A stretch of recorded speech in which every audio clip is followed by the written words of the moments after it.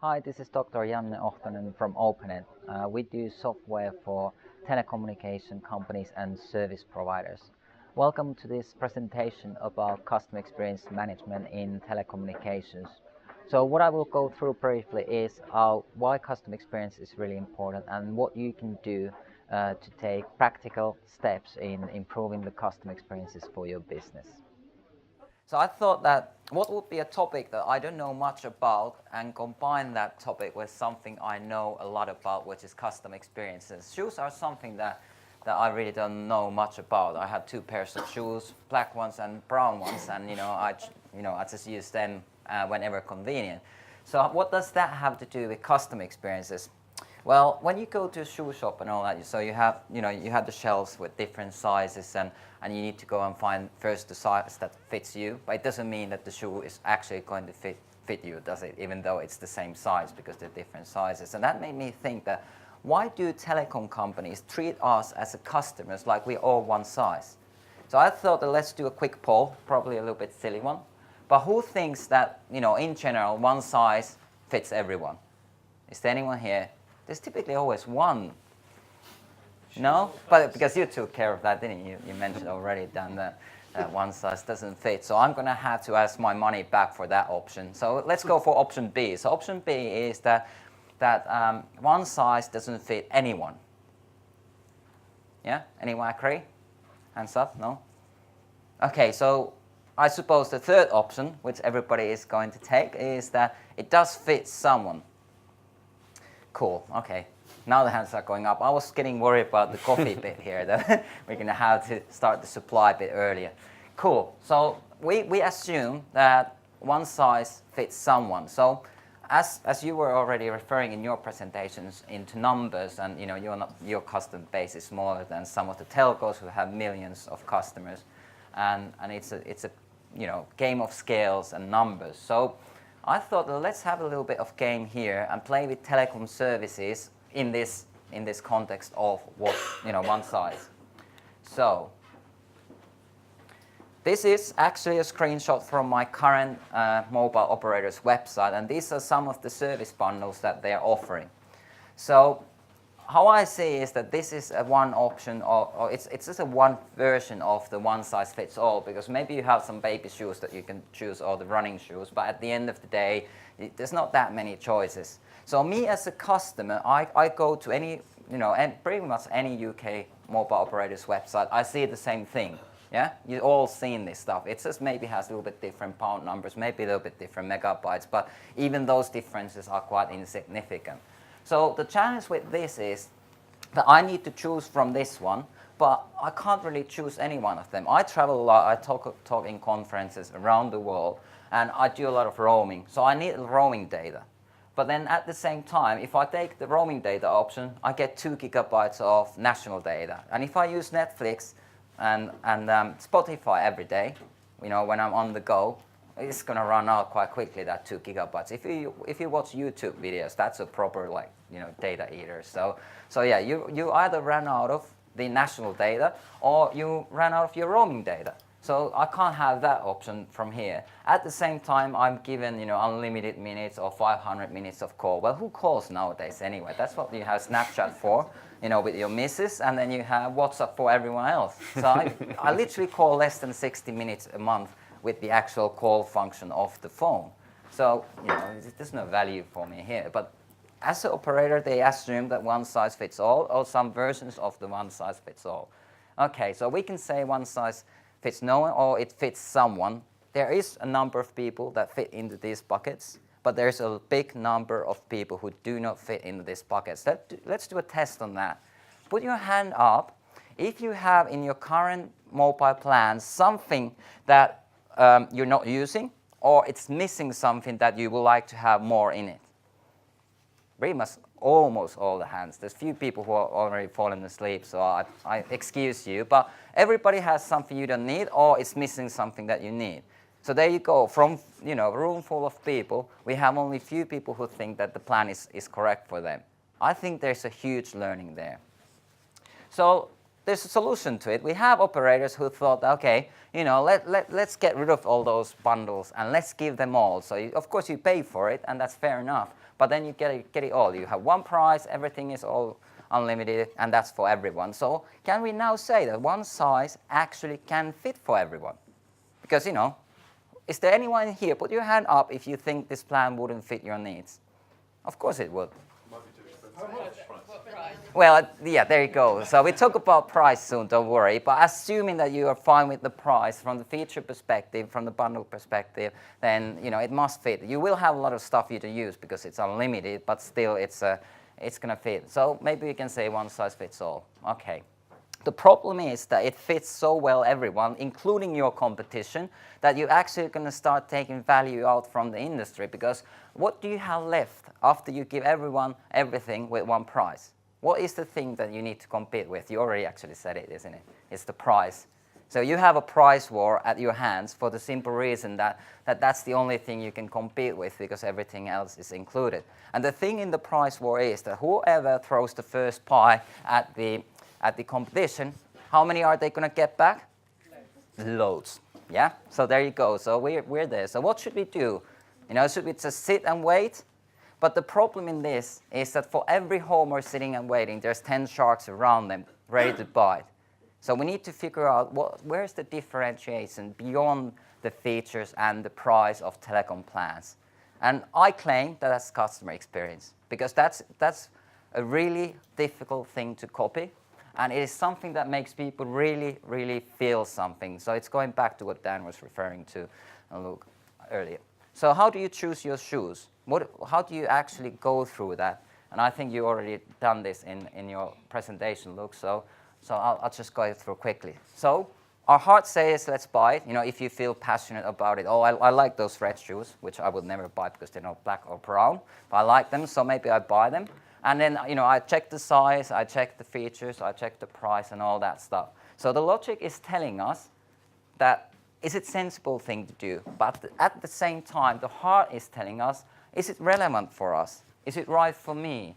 Is it a brand that I like? Some people who like Nike, they wouldn't buy Adidas or whatever, you know. So is it a brand that I like? And then what's the customer experience that it is delivered with? And I believe that behind the MooCom's success, there's a lot of that they can give such a nice experience that you come back just for the experience. I would never go back to a mobile operator because of the experience. It's pretty much the opposite, isn't it? So they can't make me feel something warm and fuzzy. And it's very, very important, because that's where the stickiness comes from. We as a people need to feel good things. If we feel bad things, then you associate that with that, whatever it is, and then you stay away from it. So that's why we need the both. And I love the title of this conference, you know, Intelligent Customer Engagement. So I believe that intelligent is here, yeah, but the true intelligence is the combination of these two, that you can touch the people both in the heart and in the head, and then when that is in a nice, perfect balance, then you are intelligently engaging with the customers. And I think telco companies are doing a lot of this. They have, you know, amazing algorithms and stuff on that side, but then not much there. Or who can say that you actually feel something beyond rage and anger to your service provider? Anyone? Would anyone say that you love and rave about your operator? No one. Not from the experience with the tools you're using, but more from the perks that they'll try to give you on the site. Yeah, like Spotify and Netflix. Yeah, or free. Yeah. Jump the queue. Yeah, exactly, that kind of stuff. So that makes you feel something. That's a good thing. People did. In years gone by, people Yeah. did love telecom brands. Yeah, they were. I had a really interesting webinar yesterday with some of the customer experience gurus in the world, and he said actually in that webinar that about 15 years ago, telecom services were actually the cutting-edge leaders in the customer experiences, but then something happened and they literally got lost in that hunt for profit and revenue and number of customers, that they actually forgot about this side and they went too far into this side. So I think what we need to do, I mean, looking at the UK CSI and the results Mark showed today and all that, we just need to help operators and service providers to balance it out with the emotions. I'm not saying that go too far here, because that's not really a sustainable business, but you need to find that balance between the two. So why would you do that? There's loads and loads of research and data that shows that it's economically, financially right thing to do. I'm not going to go into details of these, but each one of these charts show a robust research globally around the world that if you do your customer experience well, your revenues will go up, and the profit will depend on how you can manage your cost base. So there you go. It's actually financially profitable to focus on the customer experiences. So as a summary, if you can find the right shoe into the right fit, it's going to drive your revenue and hopefully drive your profitability too. How do you make this happen in telecom world? This is going to get complicated. So you need, first of all, customer experience management. So that is speaking into what Luke and Dan were already referring to, that you understand the customer journeys, you understand the customer strategy, and you need to do it both from the business and from the customer perspective. So you need to have a vision for your customer, and you need to have vision for your business, and then you need to understand the digital service. Don't use the word design. Was it Luke who said? But still there, I call them processes, because at the end of the day, customer is going through a process, and you're going through a process where the mismatch is that they're not aligned. They're two different processes. We need to bring them together and align them so that we see how they work together. And then we need something that actually makes us able to do that real time and using a lot of data, because I think where the telecom industry is really missing a trick is fully utilizing the data they have about people and what they're doing. So that's where it gets really complicated. There's all kinds of technology stuff, and that's what we have the experts for. But the point, what you need to figure out here is that first of all, it needs to be real time, because there's no point going back to customer next week. And the second of all, it has to work together with your existing and legacy systems. Whatever you have there today, it has to be able to work together with that, plus with whatever systems you're going to get in the future. If you can deal with that, for example, using very intelligent integration gateways and platforms and stuff, that means that you can then change the use cases very quickly and very easily, depending on what's happening in the market and what you want to do for your customers, without going always, through that very extensive rehaul of your technology. You can't have projects or customer experience initiatives where it takes 18 to 36 months to get something out from the door. That has to be a number of days. It's fine if you do it in 18 to 36 days, but in months, it's too late, isn't it? And if Moo.com would change something 1.5 years from today, you would be out of business. But that's what happens in telecoms, doesn't it? If you want to change anything, we're always talking about minimum 12 months or 2 years or something like that. So you need a tech that takes care of that layer and leaves that legacy behind. There's also analytics, and I think you covered all this, so I'm going to skip them so that we get to the coffee bit. So I think it leads to this question of that what is actually your capability to match the right shoes into the right customer? And if we go back to that bundle plan example, for example, so what would be a solution where we don't have to say that one size fits all, because that means that you still have the bundles and clearly they don't fit. Okay, and then we don't want to say that it fits no one, so basically you give one price and one plan for everyone and they get everything in it. So what would be something that is personal for the customer and works financially for the industry and for the business? Any ideas? It's not a new idea. I'm just saying that it's an old idea, which I don't understand why service providers are not fulfilling or doing. Can anyone guess? Or what's the use case? Selecting different options for the different parts of the service. Yeah, you just build your own plan. You just put whatever number of voice or SMS or data or additional services, or if you want to be part of the loyalty program, tick that box. Maybe it comes with a price, maybe not, depending on your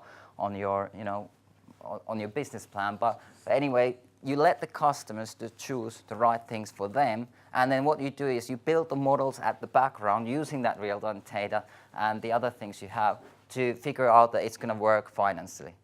It's all doable. You can literally go back to this tech and make it happen. So why is it not happening? It's because there's not enough will to do it. But if you do that for the customers, people will be talking about you as an operator, because you simply let them build their own thing. And people don't mind paying for stuff, but they do mind paying for stuff that doesn't have value for them. So what you need to do is make it very clear the link between the value and then what they're paying for. So here's just one case example.